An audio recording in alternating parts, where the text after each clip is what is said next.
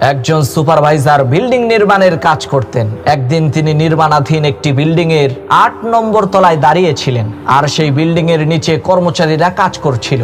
এমত অবস্থায় সেই সুপারভাইজারের একজন কর্মচারীর সাথে খুবই গুরুত্বপূর্ণ একটা কথা বলার প্রয়োজন হলো, কিন্তু সেই সুপারভাইজারের ডাক নিচের সেই কর্মচারী শুনতে পেল না। তখন সুপারভাইজার ওই কর্মচারীর দৃষ্টি আকর্ষণ করার জন্য তার পকেট থেকে 10 টাকার একটা নোট উপর থেকে ফেলে দিল। ওই 10 টাকার নোটটা যখন কর্মচারীর কাছে যেয়ে পড়লো, তখন কর্মচারী খুশি হয়ে ওই 10 টাকার নোটটা আস্তে করে পকেটে রেখে দিল, কিন্তু উপরের দিকে তাকিয়ে দেখলো না যে উপর থেকে নোটটা কে ফেলেছে। পরের বার সেই সুপারভাইজার 100 টাকার একটা নোট উপর থেকে ছুঁড়ে মারলো।